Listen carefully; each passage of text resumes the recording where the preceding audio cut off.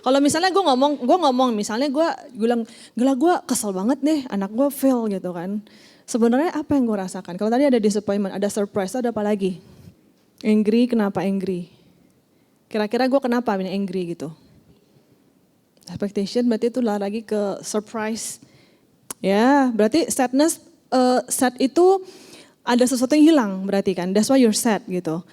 Mungkin berasa, ya gue udah ngajarin ternyata effortnya terbuang sia-sia gitu kan. Ada sesuatu yang lost. Jadi that's why I was feeling sad and surprise karena anticipation tadi, karena expectation tadi, maka jatuhnya ke disappointment gitu kan. Jadi sebenarnya bukan cuman gue marah anak gue fail gitu. Lah kenapa lu yang marah? Lu kan harusnya bantuin dia gitu kan. Jadi jangan lata cuman taunya marah seneng gitu kan. Yang paling bahasa Indonesia nih ya, yang paling gue bete. Bete tuh apa ya gitu kan. Gue tuh dulu belajar gini, pas pertama kali gue denger bete tuh apa sih? Katanya sih butuh teman. Artinya tuh apa ya gitu. Sampai sekarang tuh dari definisi bete dijadikan sebuah emosi. Sekarang gue bete. Maksud bete tuh apa ya? Lu marah kah? Lu sedih kah? Lu lagi bosan kah? Gitu kan. Bete tuh apa ya gitu. Jadi kalau misalnya temen datang gitu kan, gue lagi bete gitu. Nah kalian, itu tugas kalian untuk cari tahu sebenarnya yang dirasakan tuh apa gitu loh. Betenya tuh apa nih gitu kan.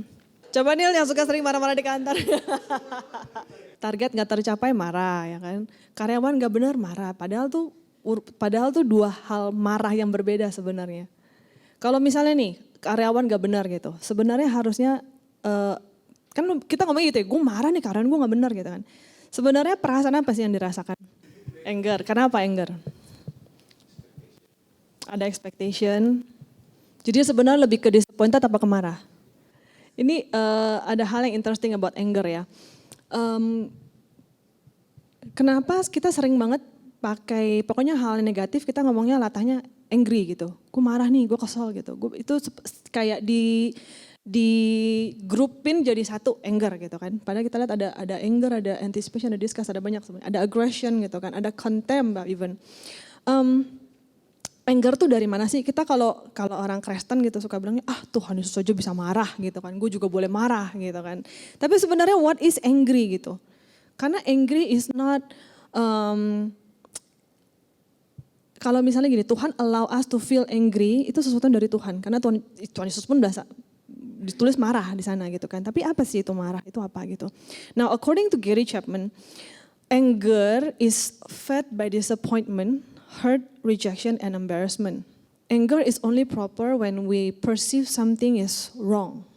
Kalau kita mau bilang ini, Tuhan Yesus aja marah gitu. Itu apakah kita marahnya sama dengan marahnya Tuhan Yesus? God's response to anger is to always take loving action, and dia marah itu untuk membuat suatu kebaikan sebenarnya. Waktu dia marah di bait Allah, karena banyak jual-jualan itu, dia marah kenapa? Karena ini nggak seharusnya begini,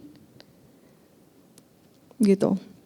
He is looking for a way to stop what they are doing, gitu. Dia marah, gitu kan. God's design of anger is to motivate us to take positive, loving action, to set the wrong things right, gitu. Tapi kalau seringnya kita marah apa? Gue dikecilkan, gue merasa dikecilkan, gue merasa it's us gitu. If the center is us, your anger is not that Christian gitu kasarnya. Jangan pakai Yesus pernah marah, gue juga boleh marah gitu. It's a different kind of anger gitu. So kalau kalian mau baca bukunya ada, basically judulnya Anger by Gary Chapman. It's just really good. Satu buku dia ngomongnya soal marah-marah doang. Kenapa marah itu, kalau dibilang marah tuh boleh, tapi marah yang kayak apa? Dan sebenarnya kita marah tujuannya untuk apa gitu loh. Gitu, so kalau kalian penasaran boleh ya kan. Next. Coba nih kalau misalnya ada yang komplain ke kalian, curhat kan. Gue kesel deh sama let's say, gue kesel deh sama si A gitu kan. Kalau main padel ya bola diambil semua sama dia. Gue berdiri di belakang kagak dikasih. Dia lari terus kiri kanan. Gue kesel sama dia, gue gak mau lagi main sama dia. Kira-kira gimana respon kalian? So the key is to ask how, what, and why. Jangan nanya who, siapa tuh. Nah, jangan nanya kapan, yang lu main kapan. Jangan nanya who, Jangan nanya who, when, and where. Jangan nanya kapan yang kemarin itu ya, gue juga lihat tuh, gue juga lihat emang tuh gini. Makin makin manas. Jangan nanya who, jangan nanya who, when, and where. Nanya why. Kenapa lu merasa itu lu triggered gitu. Kan ada orang yang kayak, wah partner gue udah tenang dia ngambil semua, gue mah tenang aja, gue tinggal menangnya doang gitu. Ada yang kayak gitu, tapi ada yang gak terima bola kesel gitu kan. Dia nanya how, what, and why. So how can you formulate a question using how? Salah satunya gitu, how can I help you? Lu ceritain ke gue deh sekarang lu mau apa? Gitu loh. Cuman cerita doang atau lu mau resolve gitu, ya kan? Misalnya nih, membantu dia supaya misalnya nggak bisa lari dengan partnership ini gitu kan. Ya kan harus gimana nih ke depannya gitu kan. Contoh ya mungkin bisa nanya gini, how have you communicate with your partner? Gitu. Gimana lu komunikasinya? Lu udah menyampaikan belum? Kalau lu tuh nggak suka misalnya bola jelas-jelas on your court dia malah lari ke sini, cut you gitu kan. Have you communicate? How have you communicated? Why do you feel what you feel? Lu merasa apa? Lu merasa lu merendahkan gue ya, gue gak bisa ambil bola makanya lu ambil terus misalnya. Atau misalnya lu pikir lu merasa lu bisa misalnya gitu. Apa gimana gitu loh. Karena oh ini masih sampai kok ternyata gue bisa nyampe gitu. Ya apa gitu. Yang orang yang lu perasain tuh apa gitu loh. Jadi bikinnya mikir, iya ya sebenarnya kenapa ya gue marah ya.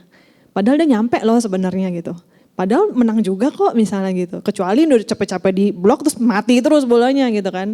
Itu bolehlah ngomel lah ya. Valid gak? Valid. Valid. Oke. So mungkin bisa nanya gini. Has there been any previous experience that evokes similar feeling? Pernah gak lu ngerasain ini sebelumnya? Mungkin gak cuma di lapangan padel. Misalnya di kerjaan juga. Kok di-cut terus misalnya. Kenapa? Bisa bikin, is that the similar feeling gitu kan. Oh kalau sama berarti bukan masalah activity-nya, tapi sebenarnya ada sesuatu yang dia triggered gitu kan. Itu bisa jadi titik masuk gitu kan.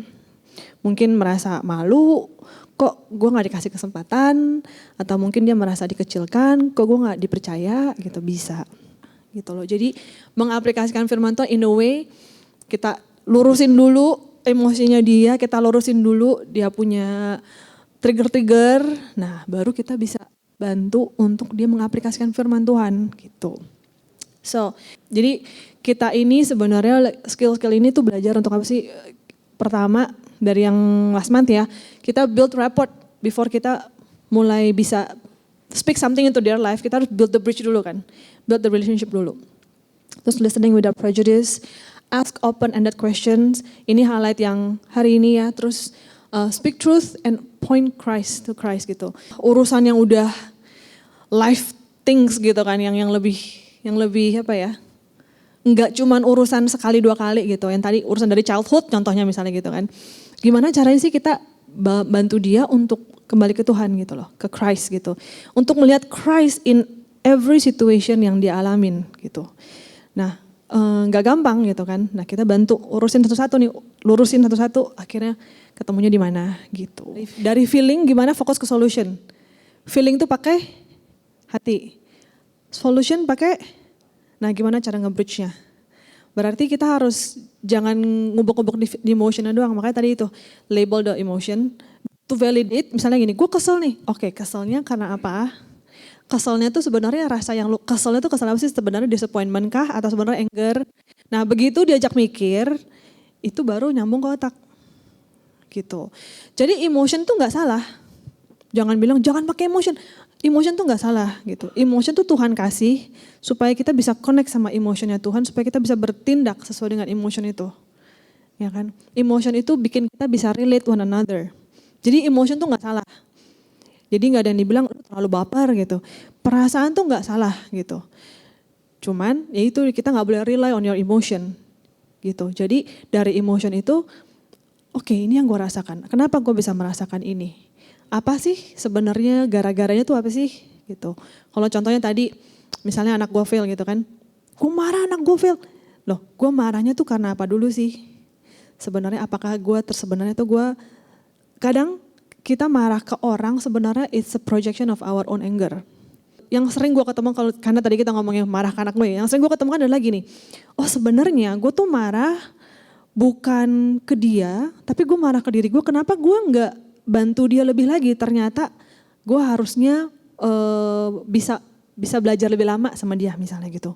Jadi sebenarnya keluarnya marah kita ngomel gitu kan, tapi harusnya adalah sebenarnya ini gue merasakan ini kenapa ya, oh I'm sad dia kenapa fail gitu kan. Yang kedua gue disappointed nih, harusnya dia dapat banyak.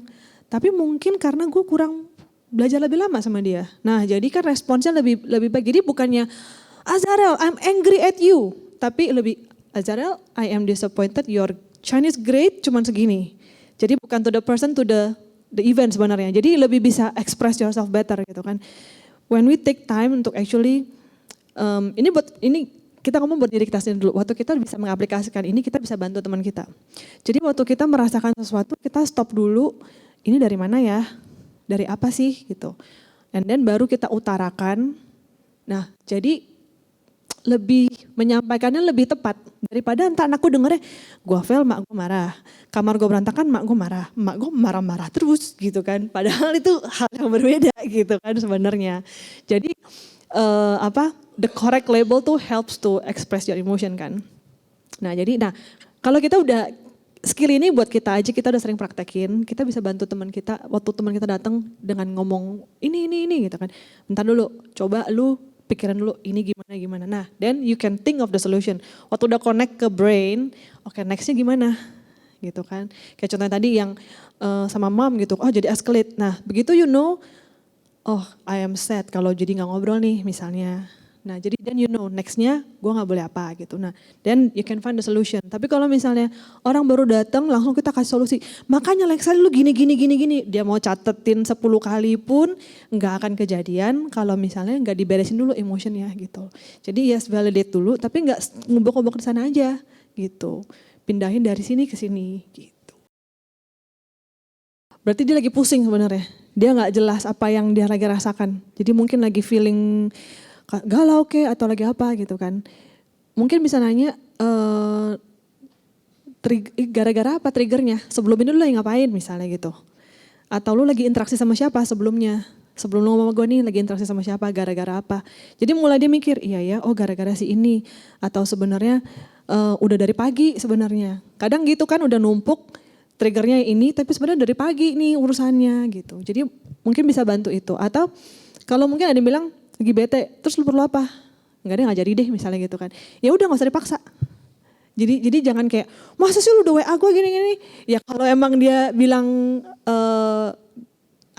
ya udah gak jadi misalnya gitu. Ya udah gak apa-apa gitu. Ya I hope you can find peace gitu kan. Lu bisa tenang sendiri, tapi kalau enggak ya I'll be here gitu loh. Jadi jangan dipaksa gitu. Bisa kita bantu dengan pertanyaan-pertanyaan sentil-sentil dikit gitu kan. Tapi kalau emang orangnya lagi pusing banget ya gak usah dipaksa gitu. As long as mereka tahu ada kita. Jadi begitu mereka benar-benar mau cerita, nggak perlu nyari lagi kasarnya gitu loh. Makanya pentingnya posisi kalian di setiap satla itu gitu loh. To build the relationship with the members gitu. Jadi begitu mereka ada perlu cerita nih, to the point yang mereka perlu cerita. Ke siapa sih? Masa mereka harus cari-cari address book lagi satu-satu siapa? Tapi kalau mereka udah tahu, leader gue, core team gue gitu. Langsung gue cerita gitu. It'll be very beautiful. Terus kalau misalnya kalian udah build relationship sama mereka sehari-hari, mereka gak harus cerita dari A sampai Z lagi. Mereka akan bilang, ingat gak waktu itu gue pernah cerita soal ini. Nah ini kejadian nih gini gitu kan. Beda kalau misalnya, yaudah kamu keciul aja misalnya. Kemarin tuh aku sempat gini-gini. Terus jadi ceritanya panjang lagi tuh gitu kan. Terus build relationship lagi tuh, jadi build relationship lagi jadi makin panjang gitu kan. Jadi indahnya kalau kita tuh semua bisa bisa do this together gitu loh di saat masing-masing. Kita bisa bantu teman-teman kita lebih cepat gitu. Dan gak cuma buat orang lain, buat kita sendiri gitu.